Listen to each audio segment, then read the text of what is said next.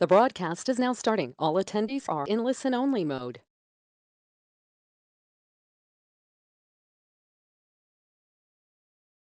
Hello, everyone, and welcome to Maximize Excipient Effectiveness in Pharmaceutical Products. Today, we'll have 45 minutes for a presentation, followed by 15 minutes of Q&A with our presenter, Dr. Brady Carter.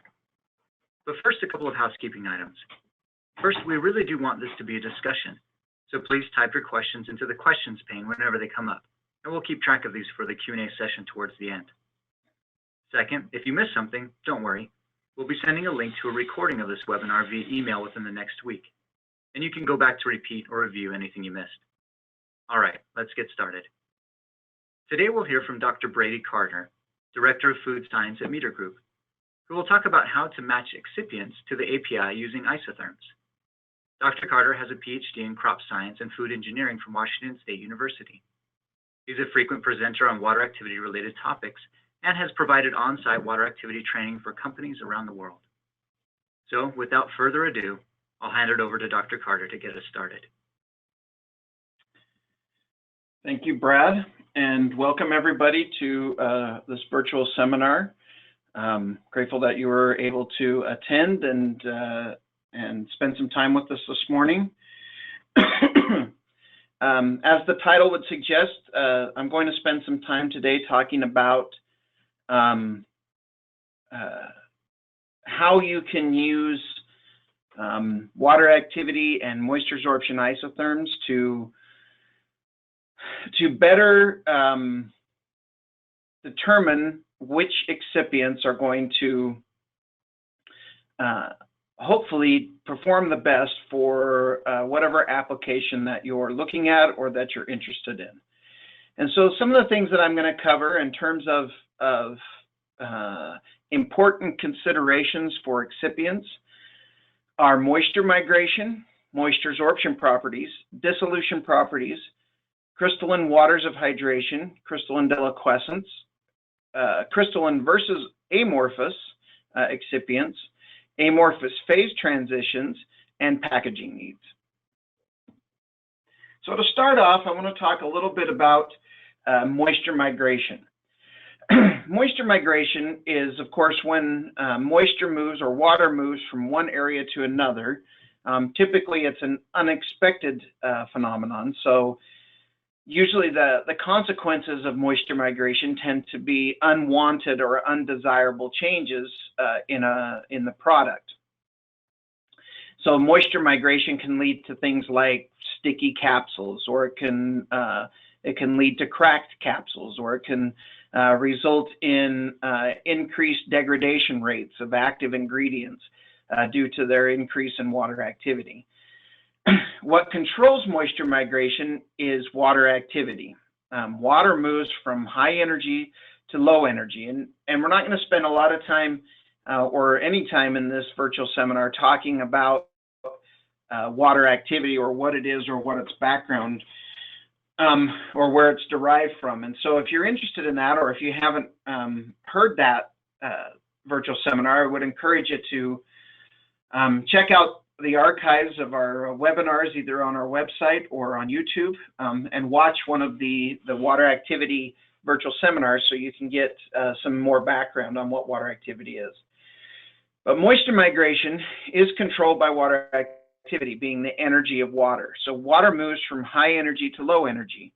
So a common misconception is that moisture content controls moisture migration, and that is not the case. You can have two individual components that have very different or the exact same moisture contents that still experience moisture migration if their water activities are different. And typically, two separate components will have different water activities when their moisture contents are the same, because the matrix is different. And so the amount of water that can be held at a given water activity is dictated by the matrix of the particular component. So for instance, if you were to try and prevent moisture migration in a gelatin capsule, for instance, and you try to do that by matching the moisture content of the excipient or bulking material to the water activity of the capsule, or sorry, the moisture content of the capsule, there is the potential for problems, because at the same moisture content, those two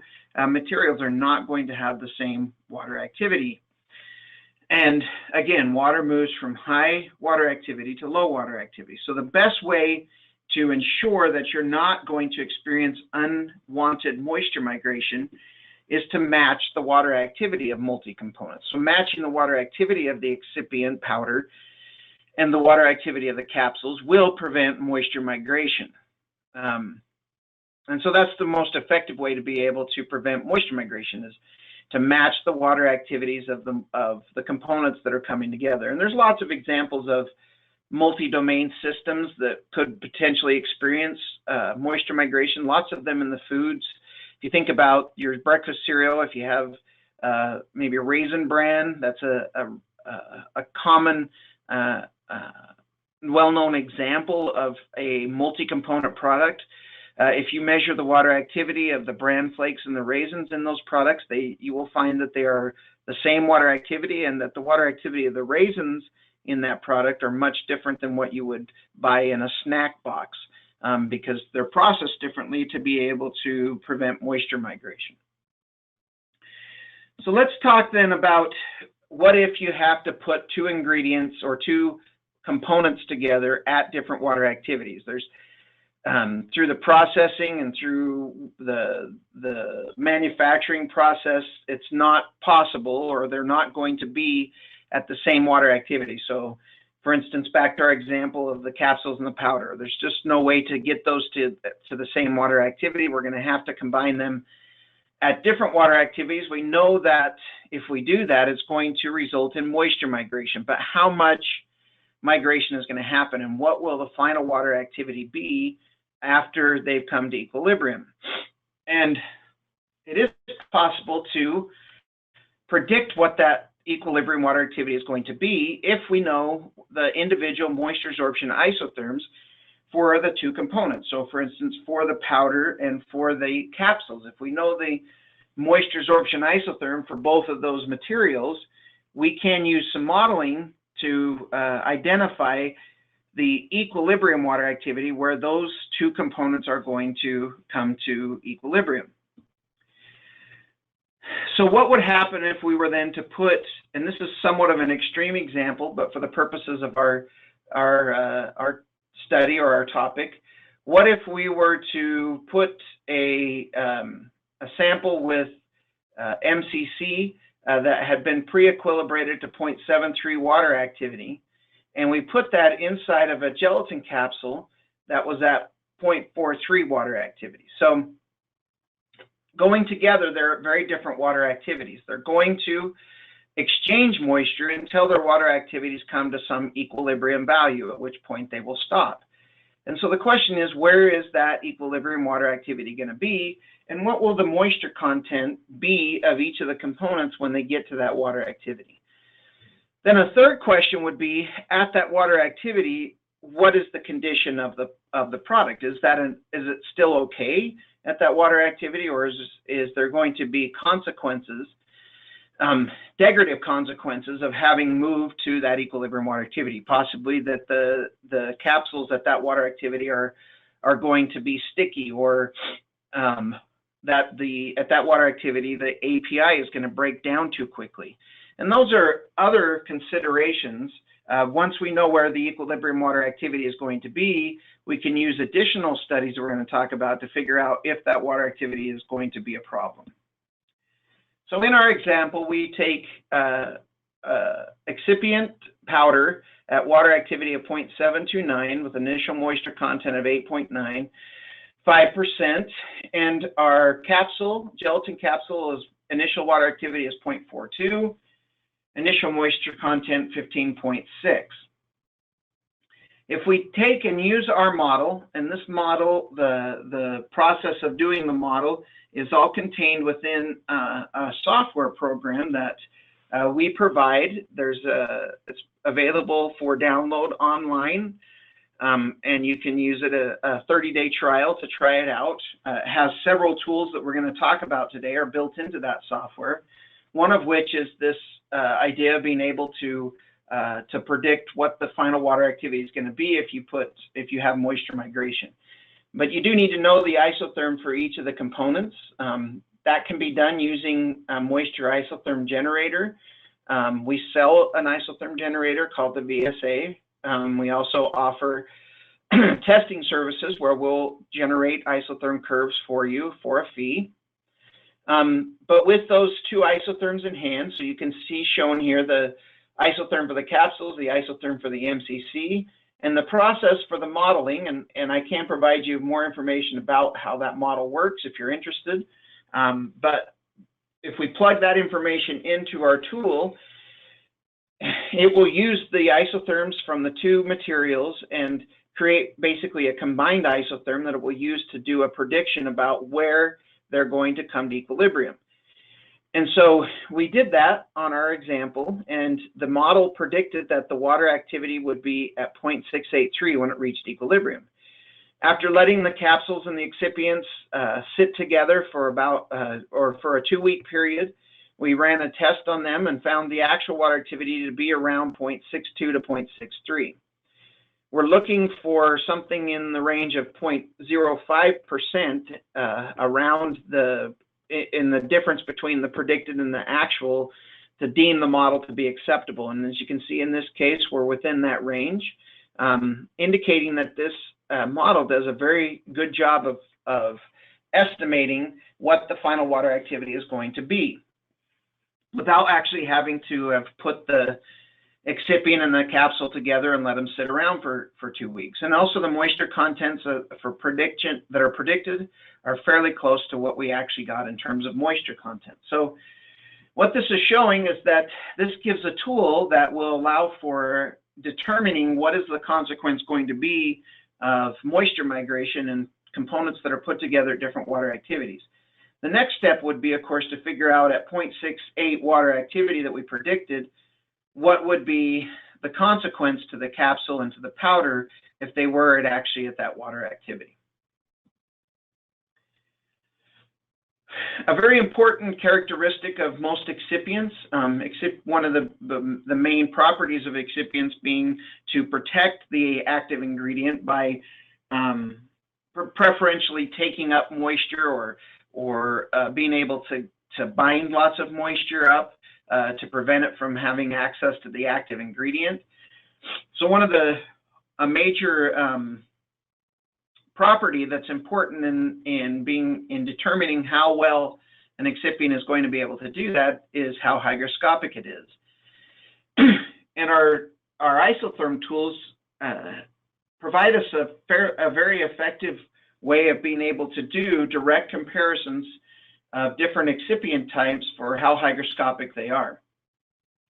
So you can see in the graph that's shown, these are moisture sorption isotherms, so water activity versus moisture content. So the more water or moisture that can be held at a given water activity, the more hygroscopic the material is. Or if you think about it in terms of across water activity ranges, it would be the excipients whose slope is the steepest at those water activity ranges. And so using these, what we call dynamic isotherms, these are run in a specific way to give very high resolution curves. This technique is unique to meter, and our instrument called the VSA is the only one that can do these curves. And again, we can generate these curves for you if you're interested as a service, fee for service. But what we have here is, and it took us to generate these curves with this high resolution. The method's very fast in comparison to traditional methods. So we were able to generate the curves for all these excipients in a matter of about a week and a half, which is unheard of with this resolution. Trying to do that using traditional isotherm techniques would take years to generate that data. If you're interested in learning more about the isotherm methods, we have a virtual seminar for that as well. But in looking at these curves, what we can see is that depending on the water activity range, the excipients that are the most hygroscopic or have the most maximum absorption are dependent upon the water activity range that you're dealing with. And that's because some of them are crystalline, some of them are amorphous, some of them experience phase transitions at very low water activity. Some of them go through deliquescence at high water activities and then become very hygroscopic. And so what this is meant to do is a way of being able to figure out, okay, if my excipient, one of its main purposes is to be able to absorb lots of water, and my water activity for a tablet is say 0.32, I would be much better off using a amorphous excipient such as cross-carmylose or a mixture such as MCC than I would be using, say, a crystalline sorbitol at that water activity, because the crystalline materials changes its water activity very quickly with just small minor changes in moisture content. Dissolution, of course, is an extremely important property for the tablet making process. Certain excipients, or each excipient, will have unique dissolution properties. So those dissolution properties are one of the things that would make it a particular excipient more desirable. And so then lots of time and funds are spent on doing dissolution testing on excipients under the expectation that they're going to, in real time, perform in a similar fashion. The problem is that typically these dissolution tests are done on a material in a very specific matrix state and at a particular level of water activity. If the water activity is allowed to go up due to exposure to the environment, poor packaging, during manufacturing, there is the potential for the dissolution rates and the properties to have changed. If during storage the excipient is amorphous and experiences a phase transition or a glass transition, its dissolution properties are going to change drastically. It could become susceptible to crystallization, which is going to change its texture as well as its absorption properties. It's the change in water activity that could potentially occur is going to impact solubility. So the challenge here is that you do your dissolution testing with due diligence and you get a good idea of what the dissolution properties are of the material you're making with a given excipient API combination. The expectation is that that will continue on and will continue to perform the way it's supposed to, but then something happens, water activity changes, and suddenly those dissolution rates change drastically, and no longer is the product staying viable and stable according to the amount of time that you would expect from your stability testing. These dynamic isotherms that I mentioned earlier also have some other valuable, can provide valuable information. When used with crystalline materials, they show very clearly whenever a water of hydration is lost or gained, and it's a very repeatable process. Any gain of water of hydration results in a very distinct and drastic increase in the amount of water held across a water activity range. Once that water of hydration is added, the isotherm becomes flat again, representing the typical nature of what a crystal material looks like. But you can also then go on and see deliquescence for these crystal materials, where if you reach the deliquescence point that puts the crystalline into a slurry form, the crystalline material into a slurry form, you'll see a very drastic 90-degree change in the dynamic isotherm curve. And so this is a very effective way to be able to investigate deliquescence. As you move closer to deliquescence, and even if you haven't experienced deliquescence yet per se, in a material who is crystalline, as you move towards the deliquescence point, you do start experiencing surface and capillary water condensation that results in some stickiness that can cause these crystalline powders to start to cake. So knowing the deliquescence point, and of course, if you go through deliquescence, even for a short amount of time, and then you move back to lower water activities, during the time that you're at the deliquescence point, you're losing some of your crystalline form, and degradation rates are increasing for the active ingredients. So it's very critical to know if you're going to use excipients that are crystalline, where is that deliquescence point? And this is a great way to be able to easily find out where that is. If we do a comparison of the dynamic curves of a particular material, in this case sucrose, manufactured in typically through spray drying to be amorphous versus processing to be in crystalline form, you can see that the dynamic curves for these two materials are very different. Even though the chemical structure is identical for the two, the response to moisture uptake is very different depending on whether that material is in an amorphous state or if it's in a crystalline state. And so these dynamic curves show very clearly that distinction and a difference in how hygroscopic the material is, both being sucrose, one in amorphous form, one in crystalline form.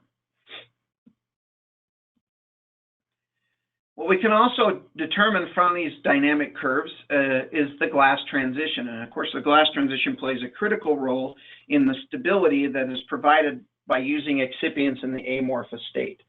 And typically these critical water activities where these amorphous excipients experience a change is at a lower water activity than where a crystalline material would experience a deliquescence. That typically is at higher water activities, meaning that in some cases the crystalline material may be more beneficial in keeping the water activity down, or not being so sensitive to changes in water activity until you get to very high water activities that may not typically be encountered. Whereas with an amorphous excipient, whose critical water activities are typically more down in the 0.3 to 0.4 range,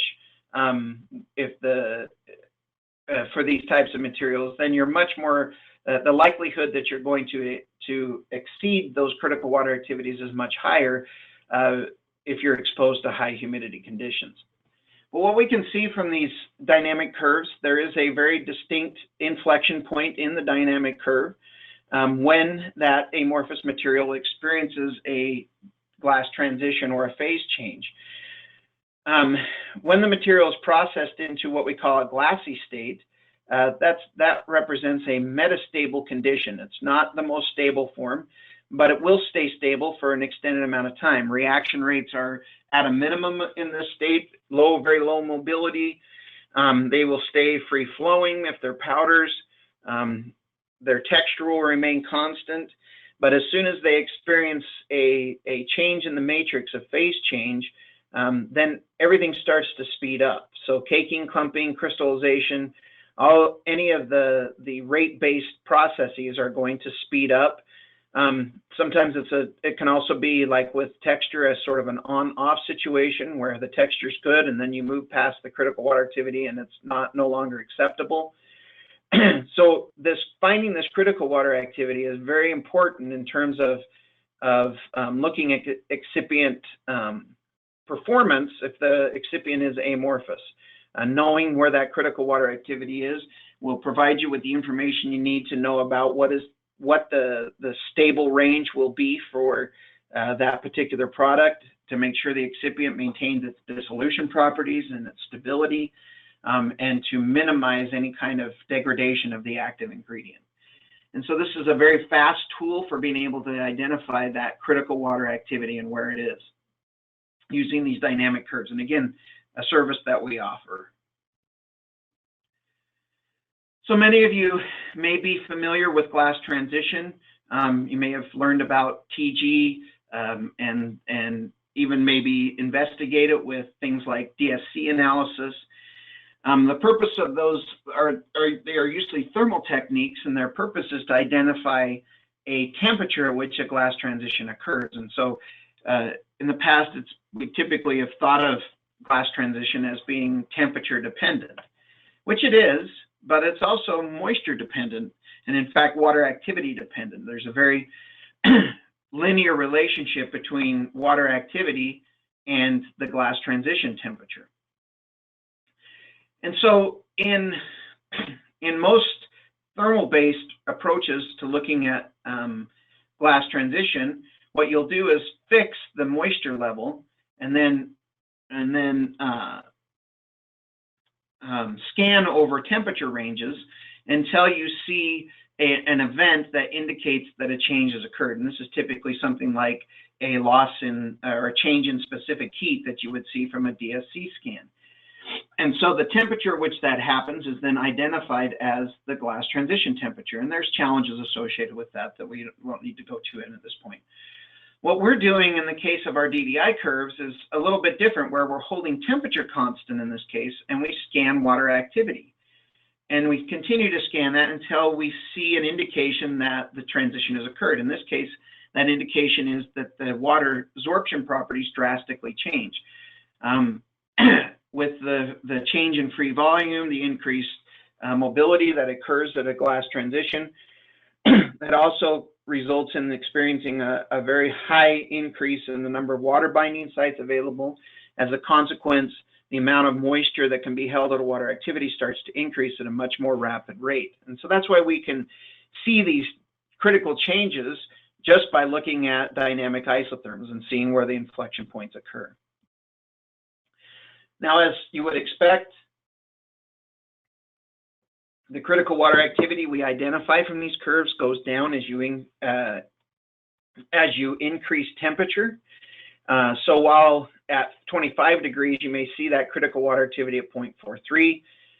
If you increase the temperature to 40, it shifts it down to around 0.2928 instead of at 0.43. And this is critical to understand because, of course, there is the possibility that the product could experience some temperature abuse, especially a tablet packet that's packed in good packaging, maybe even a blister pack, but sits in the bathroom cabinet, and every time someone takes a shower, the temperature increases, and so for that amount of time, it's experienced an elevated temperature.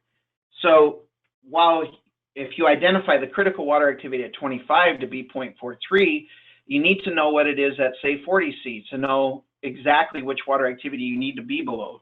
So if you manufactured your product and maintain its water activity down at 0.25, if that's feasible, then you'll know that you'll be safe. Even if your temperature rises up to 40, you're not going to be, the critical water activity isn't going to drop down low enough to where you're going to experience a change as a result of that increase in temperature.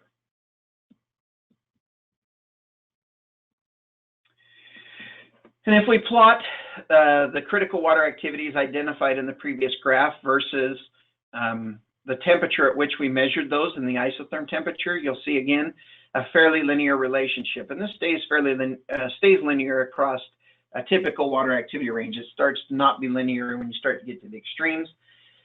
And this is not an unknown thing. We've seen this in the literature data collected using a DSC at different water activities. You'll see a very similar linear type of relationship, and this is again for spray-dried milk powder in this case. So what can be done about powder flow and caking? In the manufacturing process, in a lot of cases, excipients are added as powder ingredients, and then they may be compacted into tablets or put inside of capsules during the manufacturing process. If those ingredients, those powder ingredients, come in and start to cake and clump, they can clog up hoppers, clog up pipes, and they interrupt manufacturing and are expensive because while that's happening, you're not manufacturing any product. So this is a ubiquitous problem to all types of industries. So what can be done about this caking of powders? Well, what we see is that, as we indicated earlier, where the main contributing factor to caking and clumping is an uptake of moisture or a change in temperature that results in a phase transition.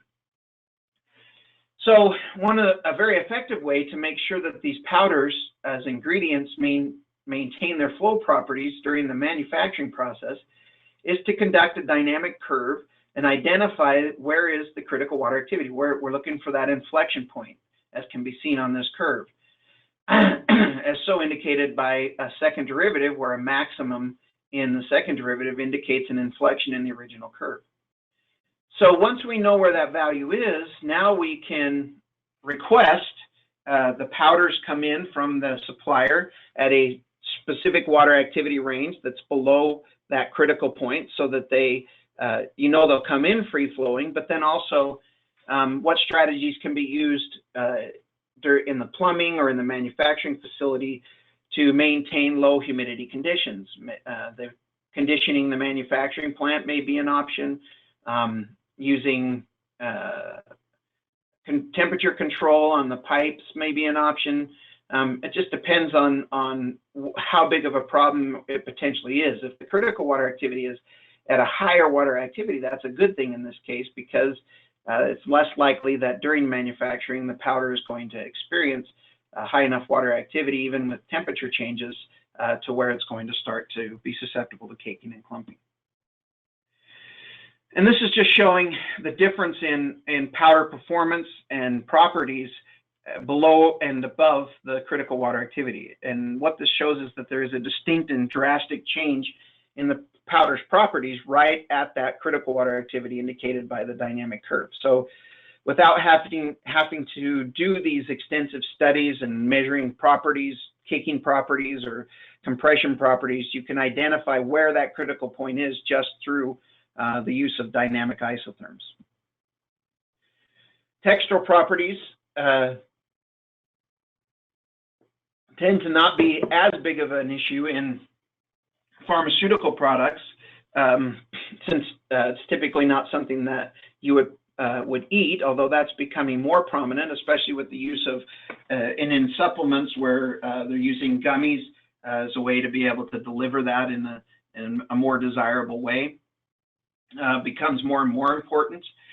What we find is that if a certain textural property is desired, and that could be a potential reason why you might choose one excipient over the other, because it delivers the desired textural properties, whether that's a sensory or if it's just based on durability. What you'll find is that in general, as water activity goes up, things start to soften, dissolution is initiated, and while you go to lower water activities, that typically results in hardening, sometimes shrinking.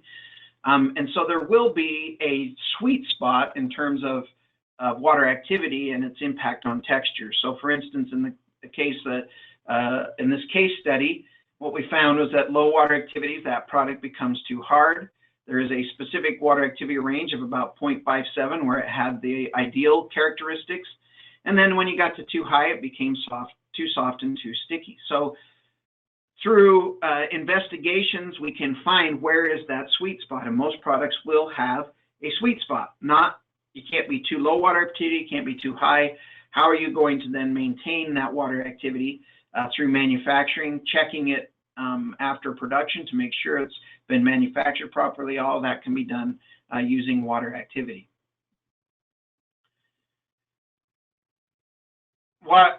The dynamic isotherm curve can also provide information about coating performance. So many of the pharmaceutical products use some type of a coating to try and work often as a moisture barrier, may have other desirable properties as well. But what we can investigate with these dynamic curves is if there is a coating present, we can run one of these dynamic curves, and what we'll see is there will be an inflection point where permeability drastically changes and where essentially the moisture barrier properties of the coating are overcome. And that's indicated by, again, a sharp inflection in the dynamic curve, where if we ran that same material crushed, what you'd see is just a typical general or gradual increase in the water activity. That sharp inflection is a consequence of the coating being present and preventing permeability, and then at some point that permeability being overcome. So for that particular coating, of course, that critical water activity or the inflection in the curve becomes a critical water activity, because it's an indication that if that particular material experiences water activities higher than that critical value, there is the potential for moisture to start moving into the interior and start impacting the active ingredient. And its effectiveness as a moisture barrier is lost at water activities higher than that critical value. So if we look at permeance, movement, bulk permeability through the material, we can see that the critical water activity identified in the dynamic curve shows a point at where there becomes very distinct and drastic changes in the permeability properties of the material.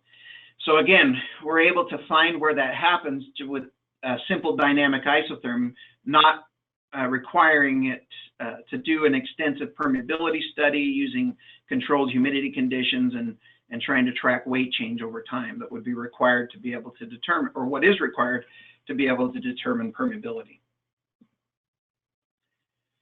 Now finally, one of the important factors that's going to determine whether or not your product and your excipient is going to stay and remain stable and have the stability properties that you would expect is going to be packaging. And there are lots of different types of packaging out there, anywhere from a blister pack to just a cap or a typical prescription bottle that you would think of with a cap on the top. Each of those will have their own distinct permeability properties. Those are typically referred to as a water vapor transmission rate or a moisture transmission rate,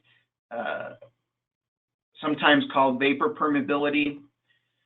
Different, of course, from oxygen movement in and out, which is an oxygen transfer rate. We're talking about the moisture transfer rate, and that becomes once the product is manufactured and in its package, whether or not it's going to stay at that water activity, and that again can be verified using at manufacturing a water activity instrument to make sure it's manufactured properly, but then determining what's going to happen to it in the package as a consequence of experiencing different humidity conditions, all comes down to packaging. And so in order to, it is possible to do some modeling about what's going to happen inside of a package if we know something about the moisture permeability properties of the packaging. And that can, of course, be determined. There are standard tests for doing that. Typically, any kind of a packaging manufacturer should be able to provide the water vapor transmission rate for their product. Once that's known, then you can go back to our nice software tool that we talked about earlier. It has built into it the capability of being able to do packaging modeling. You give it the water vapor transmission rate properties, you tell it about the size, the amount of material in it, the water activity when you first put it in, the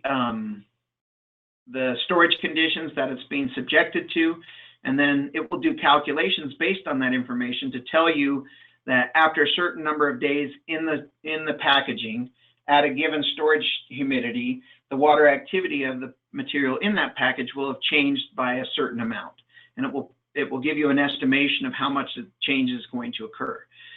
If you know the critical water activity from the work that we've talked about earlier for that particular product, you can even then figure out the shelf life. How long is it going to take for your product in the package that you package it, given a set of storage conditions, to move from its manufactured water activity to a water activity that is no longer okay or safe, that's above the critical water activity that you've identified using the investigations we talked about earlier.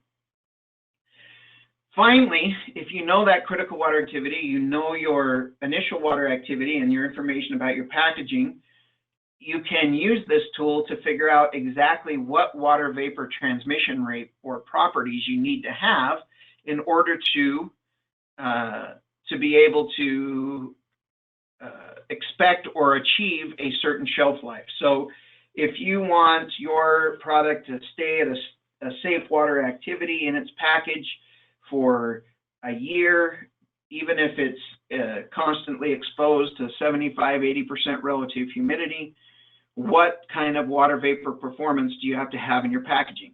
And then once you know that value, now that gives you some options. You can go and see what the cost is going to be for that. If the cost is too high, you can see what is the consequence of maybe going to a little bit higher vapor transmission rate, and then maybe shortens the shelf life from a year to 8 months, and that's deemed acceptable. So it gives you tools that you would need to be able to make good decisions about the product and what packaging to use to optimize the stability of the product. And so it becomes a critical part of any kind of stability testing program. is consideration for what's going to happen in the package afterwards. Okay, so to summarize, we've talked about several things that could impact how effective an excipient will be. And there are things to consider when looking at an excipient. What is its purpose? What is its main function? And we haven't talked anything about microbial safety in this discussion. We have a separate one for that, for pharmaceutical products, if you're interested in that. You can check that out. But of course, in terms of water activity, it provides justification for reduced microbial testing. But what we talked about today is strictly about stability. And how do you pick a proper excipient combination with your active ingredient to maximize your stability, and what things should you be looking for in your stability testing? One thing that we didn't cover in this, because it's more directly associated with the active ingredient, is looking at chemical degradation. It is possible by identifying the water activity and temperature of an active ingredient, you can track the reactions that could potentially lead to its degradation and link that up to water activity. So that then an additional step is, if you know that you'll be able to figure out if the excipient has the capability of maintaining the active ingredient at a water activity, then using some additional tools that we offer in our software, you can figure out at that water activity and temperature, how long would it take for any kind of degradative reaction to progress to the point where the active ingredient would be rendered ineffective. So we can look at chemical stability as well. The purpose of this was to look specifically at excipients and how you would determine those, and that becomes more about controlling water activity rather than what's actually happening in the active ingredient. So if you're interested in learning more about water activity's impact on chemical degradation, I would encourage you to check out our Water Activity 201 program to find more information about that. So what did we learn in terms of what we can identify about our product by knowing its moisture sorption isotherm and its water activity? One thing we learned is that water activity is what controls moisture migration. We can use the isotherms to predict what the equilibrium water activity will be in a multi-component product. I didn't mention it, but we can also figure out, using traditional isotherm techniques, how long it will take for each of the components to move to that water activity. That's not, the kinetics of that process is not provided by the tool, but it is possible to figure that out once you know the equilibrium water activity that it's headed to. We also learned that the moisture absorption curves, the dynamic curves that we can provide, illustrate very clearly and in an effective way the relative hygroscopicity of each of the excipients. That's valuable for doing comparisons and figuring out which one would be most appropriate. We can use those dynamic curves to determine whether or not an excipient is amorphous or crystalline, and whether it has the potential to add waters of hydration during the time when it's stored at different water activities or it changes to different water activities. We showed how the dynamic curves can be used to identify deliquescence. And we have we looked at using dynamic isotherms to identify critical water activity for texture, for caking, looking at glass transitions and its impact on dissolution, and also at coating integrity and the impact on permeability properties that results from an exposure to high water activities. And then finally, we talked about how you can use packaging models to determine the water activity over time based upon information known about the packaging properties. So combined together, they become a very effective set of tools for looking at excipients and identifying what would be the optimal excipient for a given situation or for your given product. And so hopefully this will give you some background information if you're wanting to go into more depth about any one particular area. We do have additional information on our website. We have some white papers we can offer. We also do offer some consulting services where we can actually, on a very specific and customized way discuss and help you with any potential challenges you may be facing. Okay, so with that, here's my contact information. Feel free to email me if you have questions. That's part of the service that we offer, is that we give unlimited application support.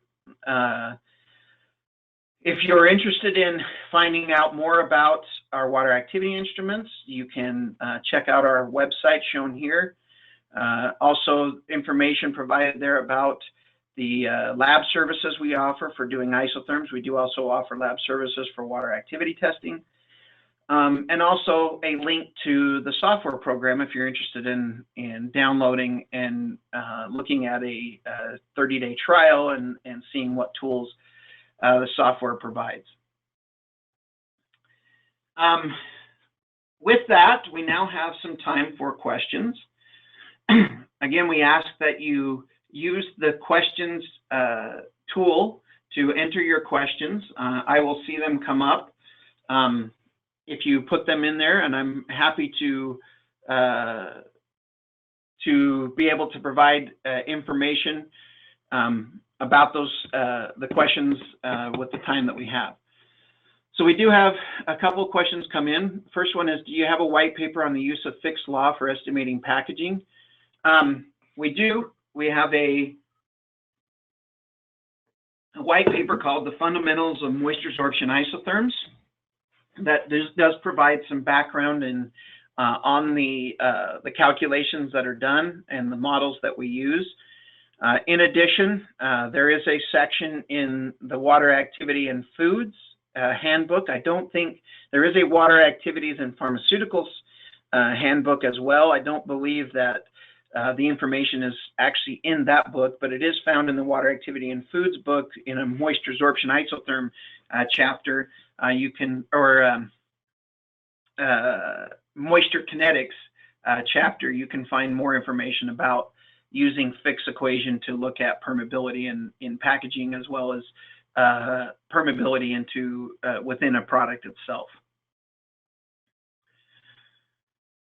The next question that has come in is about whether or not the availability of the additional tools from the moisture toolkit, like the isotherm kinetics and the surface area. We have been working on primarily the chemical stability. That is almost ready to release, so we are planning to release an update in the near future that will include the chemical stability and using modeling to look at temperature and water activity's effect on chemical reaction rates. Once that's finished, the idea is to then take each of the tools in series. So we will then begin work on the kinetics and surface area. I do have some Excel tools that could help with that, at least be a starting point. If you're interested in doing kinetics and surface area, I can provide you with an Excel sheet that in the meantime could be helpful in the pursuit of that, because it probably will take a little bit of time for us to be able to build those into the toolkit itself. Okay, next question is there a best range of water activities for drugs, substances sensitive to moisture in solid dosage forms? And again, this goes back to using these tools to figure out exactly where is that critical range.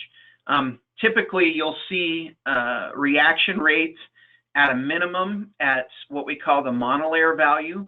And certainly for excipients who are amorphous, that's below its glass transition point. But typically, where that ends up being is in a water activity range of about 0.2 to 0.4. And that would be what we would typically expect for a solid dosage form for it to maximize its stability. So that's can be, I mean, it's obviously very specific to the situation, but typically we find them falling in that range, and that is where they have their maximum stability. So if you can manufacture them to be close to that water activity, and then using your knowledge of the packaging maintain at that water activity, then typically you're going to maximize your stability. But again, it depends on the particulars of the material and